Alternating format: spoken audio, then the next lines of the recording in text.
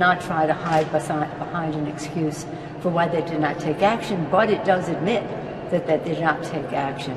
But that's for an after-action review down the road. Right now, we have to work together to get the job done, and all of the statistics that we are hearing break every one of those deaths. All of that loss of life is tragic for our country.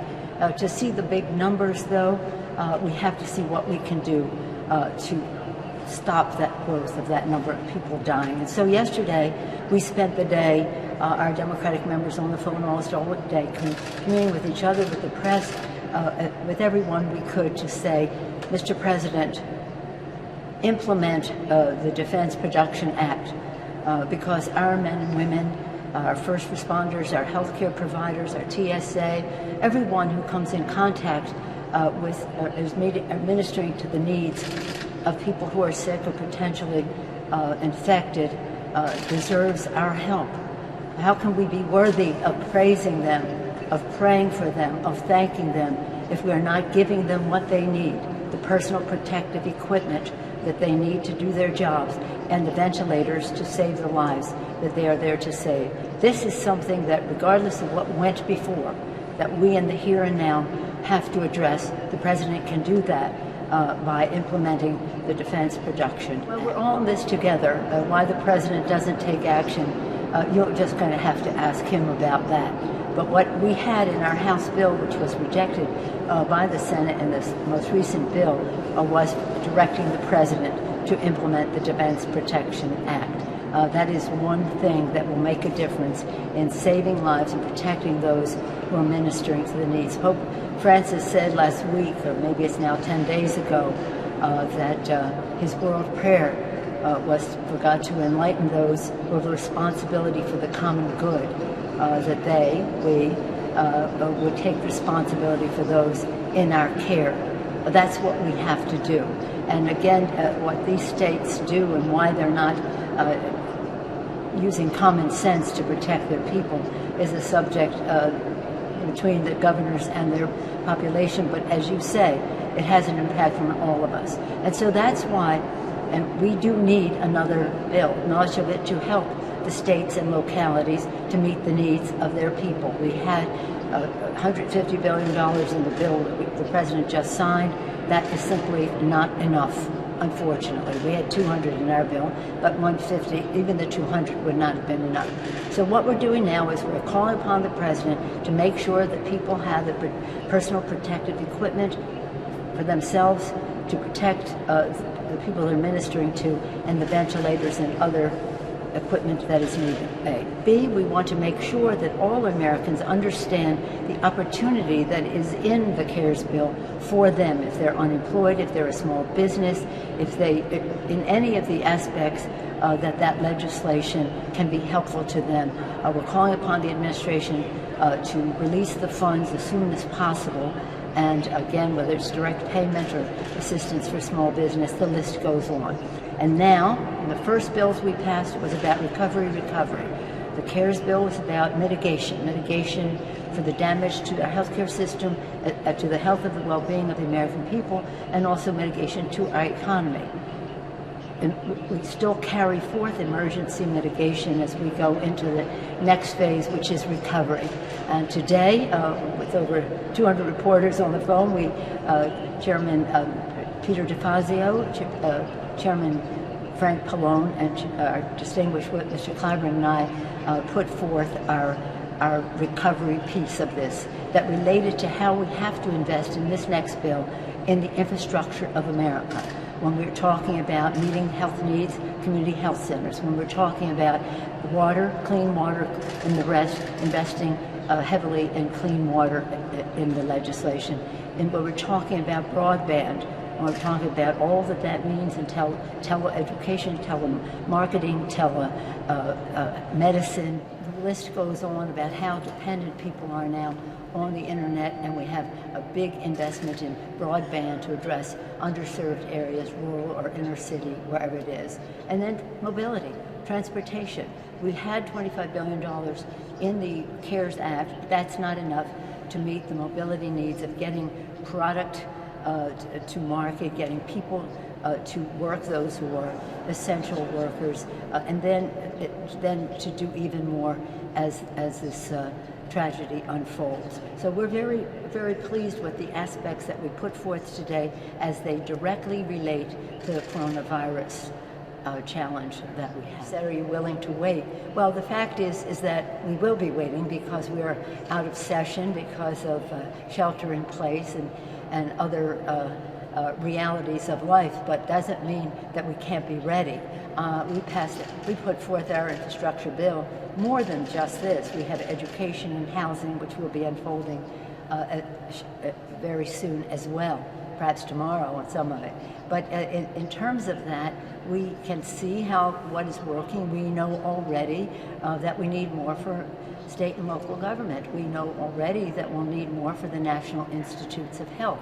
We also know that there were items that we could not get in the first few bills, the first three bills, that people said wait until later. One of them addressing the pension needs in our country, which are overwhelming, and the president supports, but Leader McConnell said save it for another day. We need to be more generous in terms of family and medical leave. We need to make sure that if people get tested, that they're not charged a large amount for the other accompanying services that go with being tested. District of Columbia was greatly prejudiced against in the CARES Act, and we need to correct that.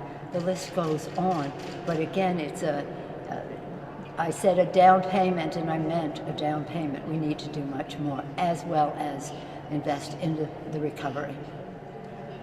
Well, $2 trillion, let's put that in perspective. Everybody says, oh, it's the biggest bill, this or that. It was comparable to what the president and the Republicans did with their tax scam to give 83% of the benefits to the top 1% in our country. That was over, with interest, it was close to $2 trillion bill that didn't create jobs, only added to the national debt. So let's not make it sound like this is something so exorbitant. It's for a much better purpose. It is investing in people. It is what is absolutely urgently needed. But again, we need more. And we can't just stop and say, well, since we have only spent as much as we spent on the tax bill, we can't spend any more. No. And again, the state and local governments, I'm so proud of my own governor in California, Gavin Newsom. Andrew Cuomo was just doing a remarkable job.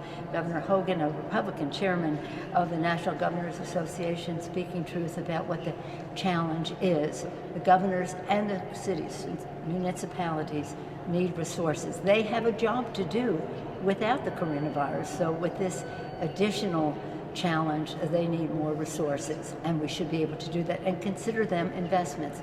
We can do it in many ways, appropriated funds, using the tax code, policy changes, and as well as working with the Fed, which Secretary Mnuchin, I believe, intends to do, to work with the Fed, with Chairman Powell there, to see how we can get resources to the entities who are bearing the brunt of caring for those in their charge. Well, it works. It works, and that's why the governors are doing it, and they're seeing a return on that initiative. That is the only way we're going to contain the virus. And so for places that don't want to do that, 80% of the country is confined or constrained. The other 20% will have an impact on the rest of the country unless they weigh in. But just looking to their own interest in their own states, I would prayerfully hope that to avoid death and illness in families, that they would do that. Whether, yes, I'd like to see that, but I don't know why the scientific community isn't more outspoken. I think they are, but I don't know that they're getting the attention when they say that this confinement really is an answer.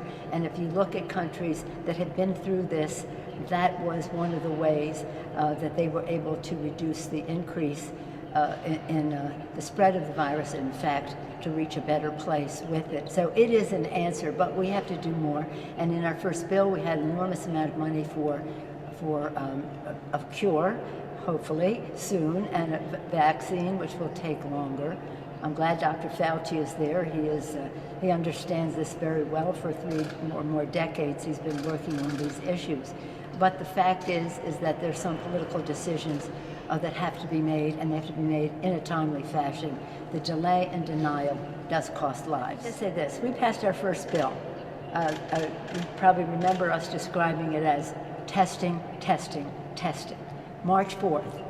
Since then, we've passed 2 more bills. The second bill, putting families and workers first. The third bill, CARES. And now the CARE Act. And so this isn't this is a reasonable amount of time to say we couldn't get everything we wanted in the other bill. Let's begin to go down this path. But it is going to be a number of weeks because we're not here. So rather than putting it off further, why aren't we working together?